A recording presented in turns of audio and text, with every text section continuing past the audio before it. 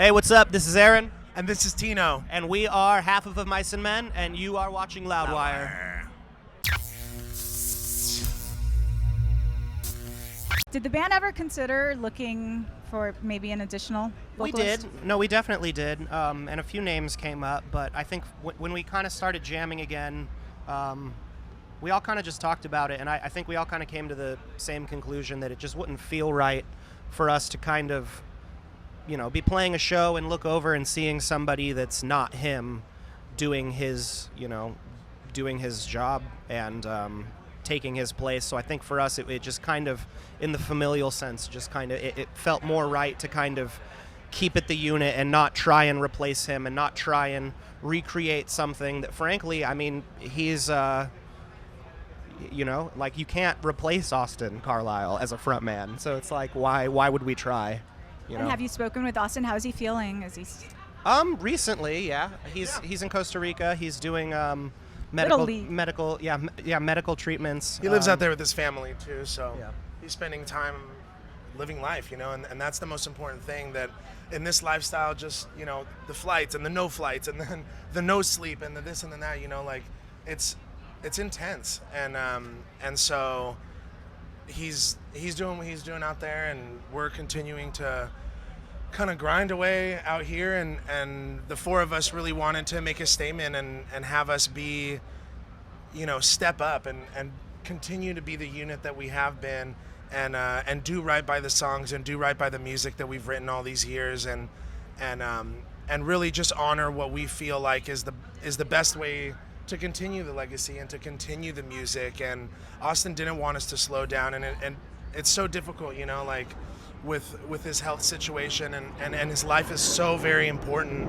that this is just the best situation all around, and we're happy to see so much support just from all angles, from Loudwire to our fans to in the catering, just everywhere. There's a lot of love everywhere, and we just feel so grateful to be out here, and it's another day to play rock and roll for us. Beautiful. Yeah. Why was it important to keep the Of Mice and Men name alive?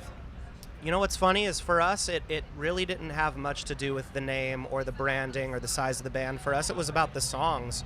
One of the first things we did after he'd left the band was we all just kind of called each other up. We're like, hey, do you guys want to get together in our little practice space and just jam and just make noise and just get back to doing it? Because we hadn't really played music together in about a month.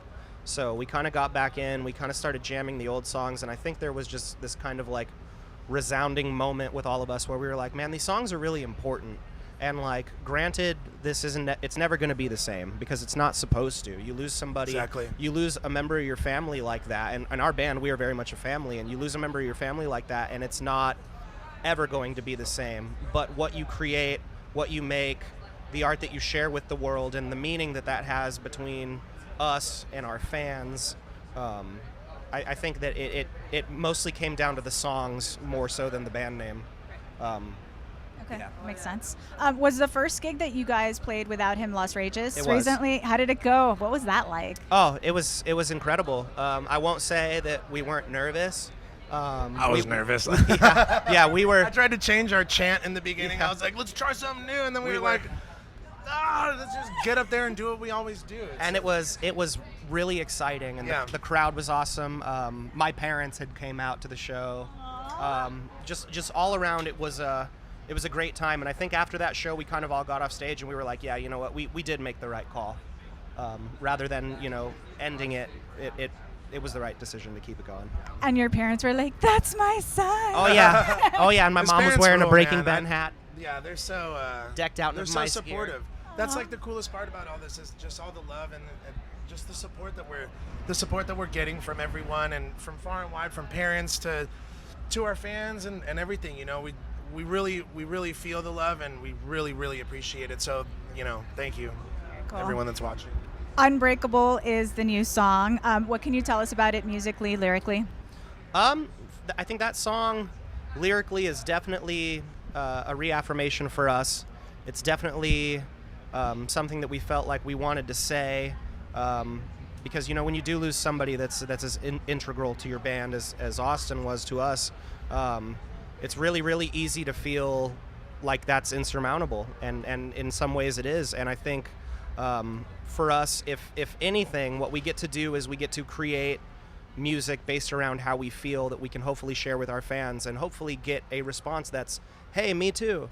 I've felt breakable. I've felt scared. I've felt afraid. And I think that song for us lyrically was very much about just reaffirming that, like, you know, when the fight is the hardest, that's when you fight back the hardest. And musically, we just tried to dig back into elements of our music that we felt like were very exciting for us. We felt like this chapter is a very exciting, new, almost like step off the precipice, if you will, into the unknown. So for us, we just tried to make a very exciting song, something, you know, we knew we were going to be playing these festivals, so we wanted to maybe have a new song to kind of showcase, you know, what we are capable of doing, the four of us. And it's been awesome. The fan reception's been great. The video hit 1 million views in less than a week, which was nothing we expected. Dude, we had no idea. We didn't expect it to be the love to is be real, big. and we it's expected crazy. it to just kind of we're just so grateful. Be out and have the fans kind of digest it, but for them to take that and for them to kind of reaffirm what we had been feeling, which was this was the right call for us to get that kind of reception from them. It just kind of reaffirmed that to us. Usually when there's a new song, there's an album to follow. Are you guys thinking of the next album at all? We're working on one.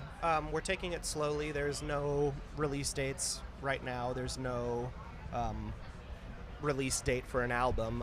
We are always working on new material, always recording here and there when we can, because we like to kind of stockpile on the back end, and then once we go to do a record, we'll whittle it down to a more cohesive kind of piece. But we're always working.